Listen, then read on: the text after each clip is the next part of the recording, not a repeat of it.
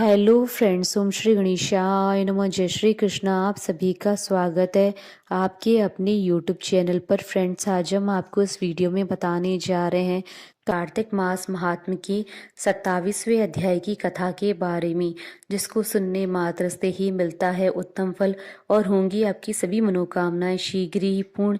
Friends, video शुरू करने से पहले आपसे रिक्वेस्ट है, अगर आप हमारे चैनल पर नए हैं और आपने अभी तक चैनल को सब्सक्राइब नहीं किया है तो प्लीज़ सब्सक्राइब कीजिएगा चैनल को, साथ ही प्रेस कीजिएगा बेल आइकन को, जिससे नए वीडियो से रिलेटेड नोटिफिकेशन आपको तुरंत प्राप्त हो सके। और वीडियो पसंद आने पर वीडियो को लाइक और शेयर जरूर कीजिएगा, ताकि सभी भक्तों को इस वीडियो का लाभ प्राप्त हो सके। और कमेंट बॉक्स में जय श्री कृष्णा जरूर लिखिएगा। कार्तिक मास महात्मा सभी प्रकार के विघ्नों का नाश करने वाले तथा सारी सृष्टि का पालन करने वाले श्री गणेश जी तथा ज्ञान के दाता देवी श्री सरस्वती जी तथा सब पुराणों के कर्ता श्री व्यास जी तथा श्री गुरुदेव जी के चरण कमलों में नमस्कार करके भगवान की श्रद्धा और भक्ति रस में डूबे हुए कार्तिक मास महात्मा की कथा कहती हूँ। कार्तिक मास महात्मा 27वां अध्याय प्रारंभ। कृष्ण नाम का आसरा, कृष्ण नाम का ध्यान। 27वां अध्याय अब लिखने लगा महान।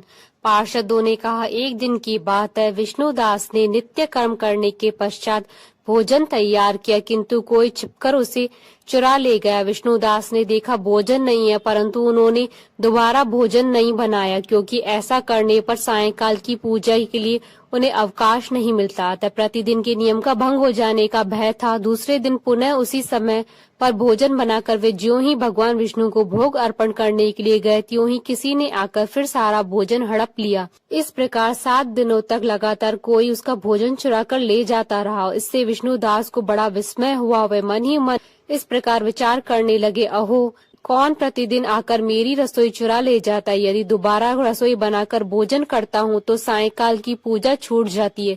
यदि रसोई बनाकर तुरंत ही भोजन कर लेना उचित हो तो मुझसे यह न होगा, क्योंकि भगवान विष्णु को सब कुछ अर्पण किए बिना कोई भी वैष्णव भोजन नहीं करता।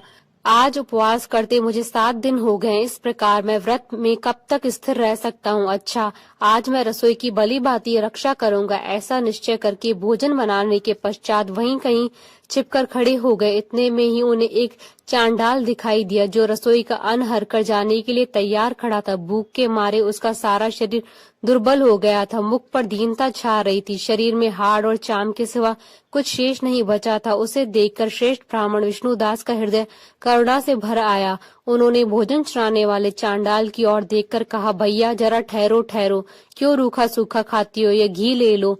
इस प्रकार कहते हुए विप्रवर विष्णुदास को आते देख चांडाल भय के मारे वेग से भागा और कुछ ही दूरी पर जाकर मूर्छित हो गिर पड़ा। चांडाल को भयभीत और मूर्छित देखकर द्विज श्रेष्ठ विष्णुदास बड़े ही वेग से उसके समीप आए और दयावश अपने वस्त्र के छोर से उनको हवा करने लगे। तदंतर जब वह उठकर खड़ा हुआ तब विष्णुदास ने देखा वहां चांडाल नहीं है, बल्कि साक्षात नारायणी शंख चक्र और गदा धारण किए सामने उपस्थित है।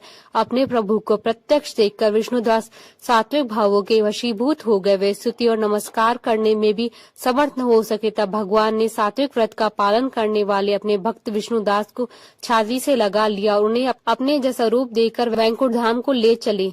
उस समय यज्ञ में दीक्षित हुए राजा चोल ने देखा विष्णुदास एक श्रेष्ठ विमान पर बैठकर भगवान विष्णु के समीप जा रहे हैं। विष्णुदास को वैकुंठ धाम में जाते देख राजा ने शीघ्र ही अपने गुरु महर्षि मुग्धल को बुलाया और इस प्रकार कहना आरंभ किया, जिसके साथ स्पर्धा करके मैंने इस यज्ञ दान आदि कर्म का अनुष्ठान किया। वह ब्राह्मण आज भगवान विष्णु को रूप धारण करके मुझसे पहले ही वैकुंठ धाम को जा रहा है। मैंने इस वैष्णव धाम में बलि भांति दीक्षित होकर अग्नि में हवन किया और दान आदि के द्वारा ब्राह्मणों का मनोरथ पूर्ण किया, तथापि अभी तक भगवान विष्णु मुझ पर प्रसन्न नहीं हुए हैं। और इस विष्णुदास को केवल भक्ति के ही कारण श्री हरि ने प्रत्यक्ष दर्शन दिया। तब जान पड़ता है कि भगवान विष्णु केवल दान और यज्ञों से प्रसन्न नहीं होते, उन प्रभु का दर्शन कराने में भक्ति ही प्रधान कारण है। दोनों पार्षदों ने कहा। इस प्रकार कहकर राजा ने अपने भांजे को राज सिंहासन पर अभिषिक्त कर दिया। वे बचपन से ही यज्ञ की दीक्षा लेकर उसी में संलग्न रहते थे, इसलिए उन्हें कोई पुत्र नहीं था। यही कारण है कि उस देश में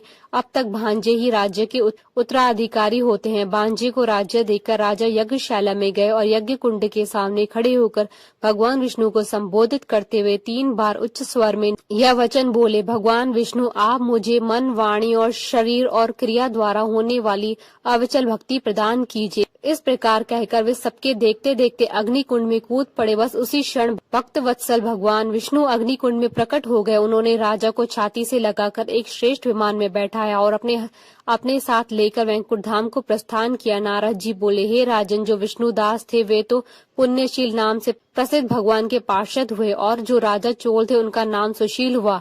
इन दोनों को अपने ही समान रूप देकर भगवान लक्ष्मीपति ने अपना द्वारपाल बना दिया। इति श्री कार्तिक महात्म्य 27वां अध्याय संपूर्ण।